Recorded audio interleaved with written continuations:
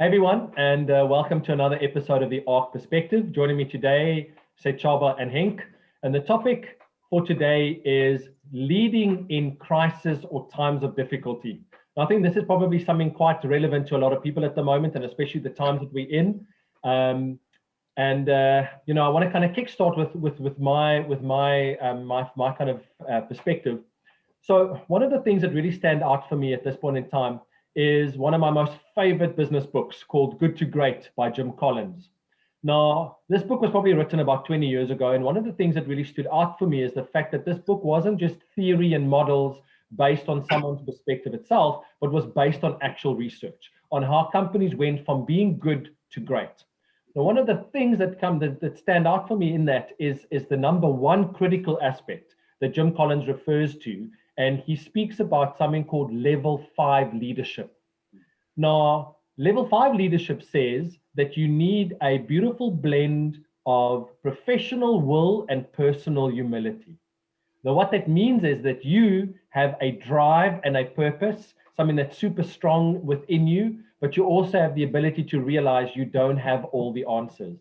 All right. And I think in a previous episode, we spoke about the fact that you don't expect leaders to have all the answers, right? And that you can ask your team, or even from external perspective, get some insights. Yeah. Now, in our ARC model itself, we also refer to, when it comes to strategy and direction, that the leadership needs to take full accountability and responsibility of that part of the business. And two things that stand out there is facing the brutal facts. What is working and what is not working? So, Jobber, you refer to, seeing the time or looking at the time, right? And that. And then the main thing is like ultimately walking the talk. It's like, how do you lead and inspire people through your actions? So what are your thoughts? Immediately, I'm thinking that the success of the leader is not going to be based on blaming, it's a pandemic, it's an economic crisis. It's going to be dependent on themselves saying, I know I can make a difference and I can make the change to navigate the current context. So immediately taking that responsibility to change and drive through, knowing that there's very little you can do with the environment, but what you can do is to change how you approach things. For me, is the number one thing that the leader should actually recognize and start working on. Yeah, absolutely. I find that one of the big issues, if you have a destination you're working towards, in other words, if you have a specific purpose, then and you are focused on achieving that purpose, then it becomes a lot easier to keep yourself focused during times of crisis. If you have a beacon that you're working towards, you take a ship that's in troubled waters. If that ship has a specific beacon and a specific place it's heading to, it becomes a lot easier for the captain to navigate that ship in to achieve its objective than when you've got a captain who's just in the water trying to beat the storm. And I think that's where we see the difference between companies that have a clear strategy that's well communicated and everybody is on board and working towards achieving that goal, and companies who do not have a strategy and are just haphazardly trying to meet the demands of the day. Mm-hmm. If we have a clear strategy and we understand where we're going, and everybody in the organization understands what their role is within achieving that strategy, then it becomes a lot easier for the captain, for the leader, to navigate the business into the right direction and stay on course, irrespective of the trouble around them, because then the focus is on achieving the goal instead of trying to fight the fires around you. Look, here's the thing, though. The fight at the moment, especially because we are living in the time of pandemic, is also on one's personal health. Gone are days when you can say the issue is there. Leaders themselves are facing a situation where they are getting affected, infected, the impact of the actual pandemic in itself.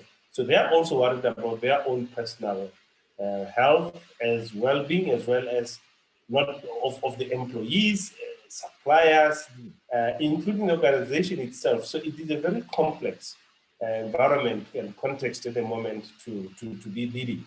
But it's understanding that you are managing the complexity and not thinking that the storm is going to come down to sail through. And that recognition, once again, for me, makes leaders operating now resilient and agile by just recognizing that the context is very dynamic. Guys, I think one of the challenges is that we talk about strategy, strategic objectives, that kind of stuff, and I totally agree with you. I'm just thinking that if we're having conversations with leaders at the moment, a lot of them are in either absolute panic mode, and it's very difficult for them to still think strategically about their business when all they do is feel that they're firefighting all day. Okay, so how do we look at leadership when the traditional sense of leadership feels no longer valid? How do we help them? How do we share some ideas, or how do we get them to think clearly about the situation that they're in? Well, Ernst, let's look at it practically. Yeah. Let's take a rugby team. If I am doing any sports, for that matter, and I am obviously the aim of my participation in this game is to win the game. Yes. I know we're looking at it very finitely, but it should give us some perspective. If my focus is to win the game, then that's my destination. That is where I'm heading towards. I have a specific game plan, but the reality is that my game plan relies on how the opposite team is performing and playing against me, and how they are performing within my game plan. Yeah. The moment my game plan doesn't meet the requirements of the game to meet my objectives anymore, then what I have to do is I have to regroup, revisit the game, and let every person in the team understand where we're going, what we're trying to achieve, and how we are changing the game in order to achieve our objective. And bringing it back to business, I think that's where the big thing is now. Leaders cannot afford to go into hiding at this stage. You spoke earlier in the previous episode, you spoke about the fact that we have that ostrich mentality. Yeah. And I think it often happens when leaders find themselves in times of crisis because often they're not equipped enough. But I think one of the reasons also is that because there's no clear strategy, no clear direction for the business, and no clear objective, they find themselves in a situation where the focus is on what's happening around me, the trouble I'm facing, instead of the objective that I'm going in. So if I don't have a plan, if I don't have a direction, then I am lost at sea. So what I need to do is I need to regroup. This is when I pull my players back, my management team, and I sit with them and I say, okay, guys, our objective hasn't changed. That is what we still want to do. We still want to be the company that provides certain services or products at a specific quality within a specific agreed standard to my customer. How do we, in this reality that we're facing now, how do we still achieve that?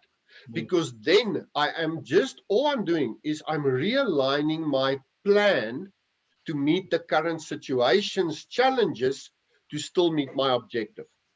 But if I don't have an objective, if I don't have a purpose, if I don't have direction, it becomes a total nightmare. Yeah. So we've seen in the last couple of months that a lot of our clients have actually opted to do futurism sessions with us, because it actually allows them to redefine it, right? So they kind of like have, for a lot of companies that don't have purpose statements or an idea of why they exist as an organization, it helps them to define that purpose for the business, and it allows the glue and the golden thread for everybody to pull together and give them, a common sense of belonging. And then what comes out of that is the new kind of strategic direction and strategic objectives to get them there, right? So we've seen that happen in the last while. Yet, how do we get leaders to get out of the ostrich syndrome. I mean, because that is very rife at the moment. A lot of people are either completely in limbo and going like, no, no, no, we're just going to cruise for now. We're just going to see what happens.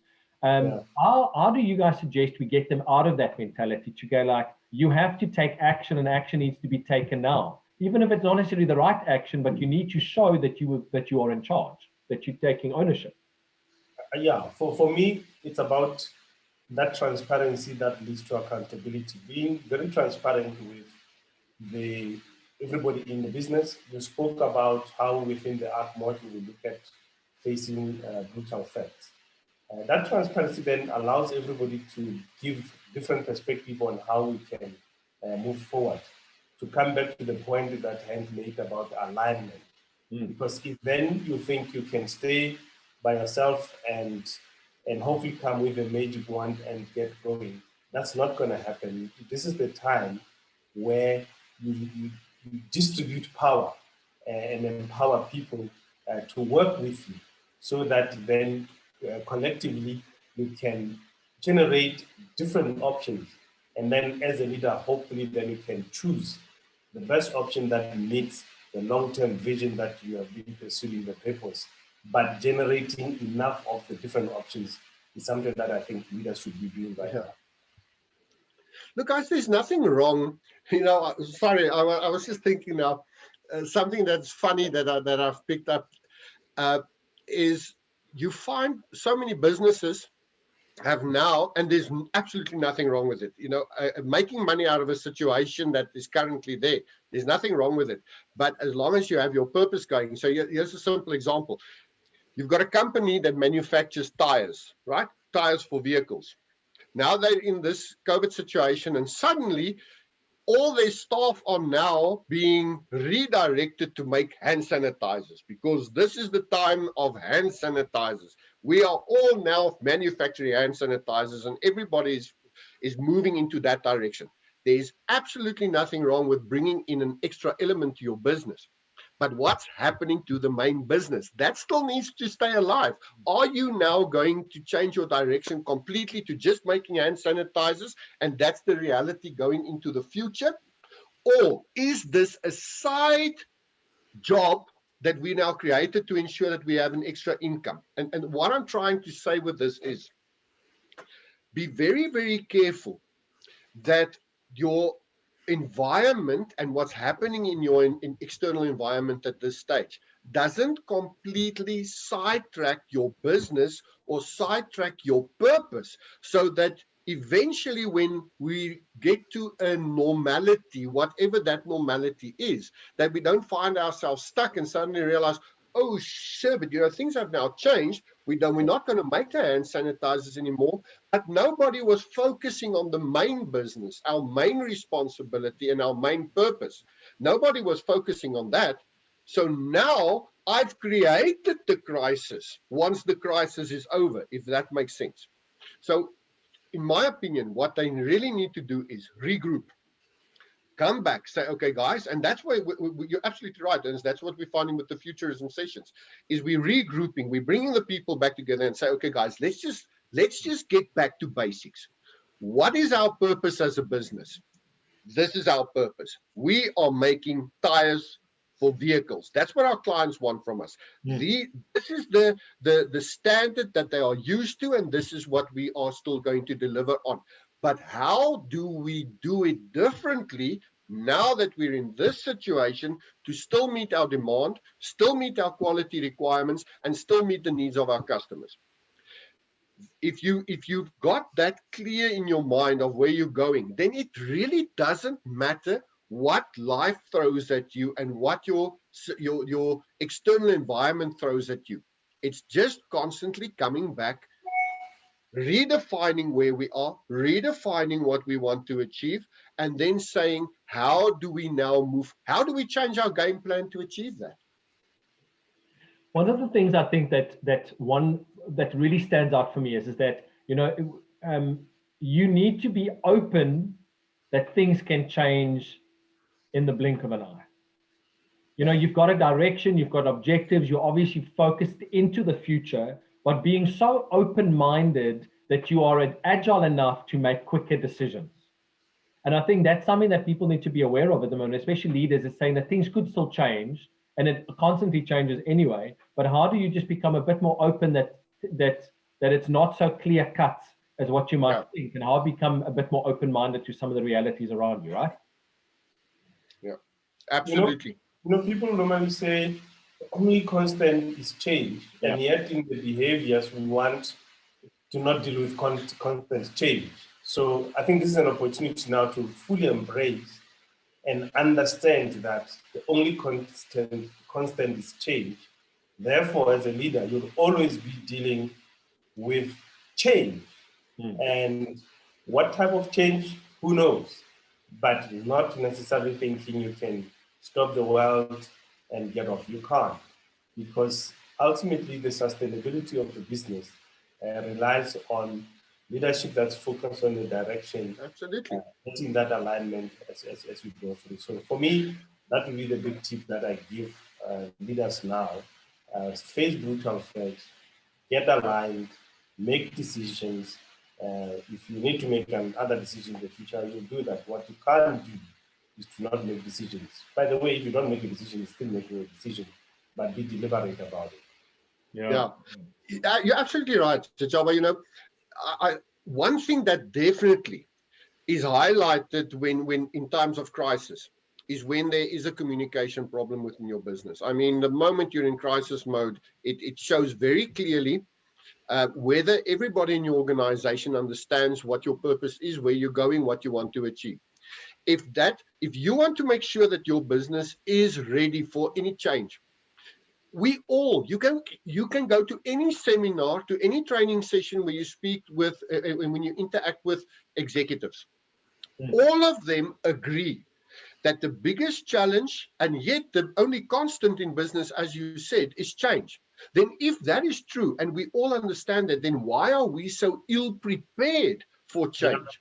It doesn't matter how big the change is that's going to happen. If you are well prepared, you've got your purpose, your focus right, then you will be able to meet the challenges that come your way. But here's the most, and here's where the tire hits the road. If your vision, your purpose, your strategy is not communicated correctly right down the line in your business to the lowest level, if they don't understand where they're heading and what their role and purpose is within that process, then if change suddenly happens, you will have chaos. I guarantee it. And that's often where you find your leader hiding. That's when they suddenly run away and put their head in the sand. In times of crisis, before they happen, before the change happens, your people need to be aligned to where you're going, how we're going to get there, what's my role, what's my purpose, so that when the crisis hits and we have to regroup, that we can say, well, this, where your purpose was this, now suddenly it's changing to this. Where we require this of you, now we're requiring this of you. But there needs to be an understanding that we're still heading in the same direction. We are still moving towards the same destination. And if everybody understands that, and they understand their purpose and their role within that, then you can fight any fight, guys. You can accomplish anything in any time, in any crisis. But it needs to be deliberate. It needs to be clear, and it needs to be well understood by everybody. Okay, all right. So what are some of your closing thoughts on leading in crisis and tough times?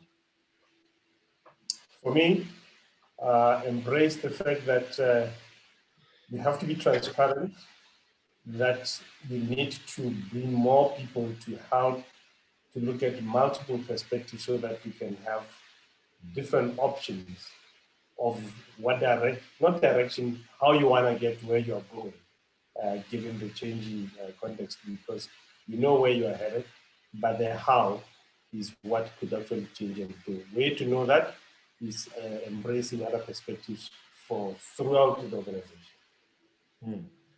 Think from you? I agree 100%.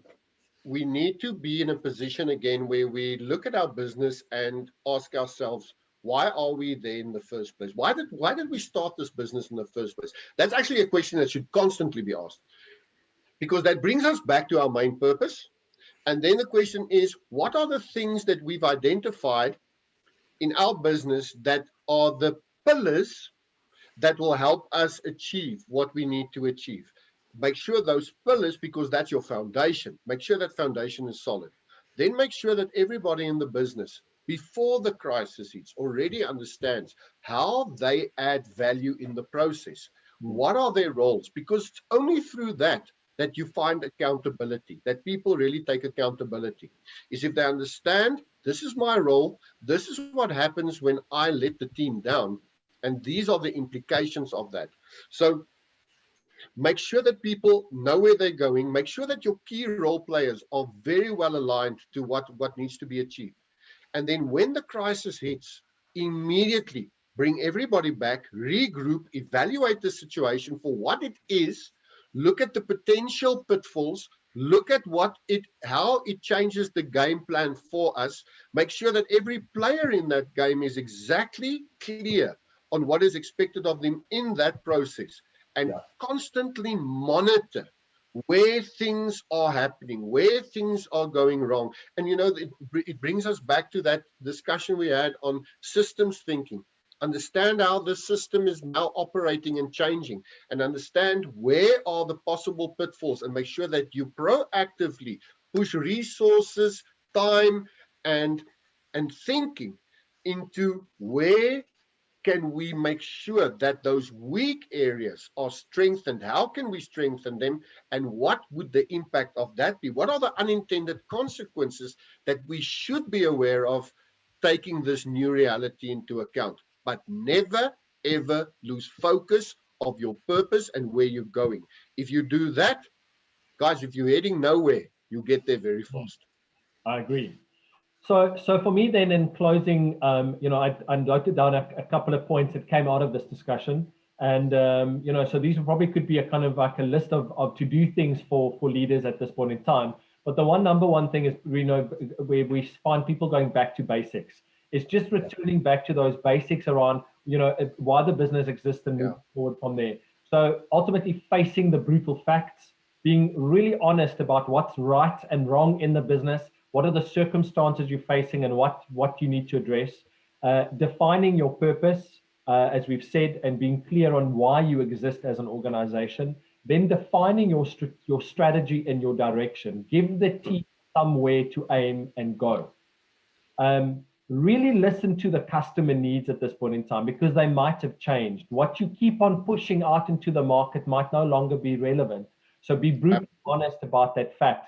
And then define a value proposition that now makes sense to your customer and potentially their new needs as well. And I think a critical point that came out here was asking everyone's input.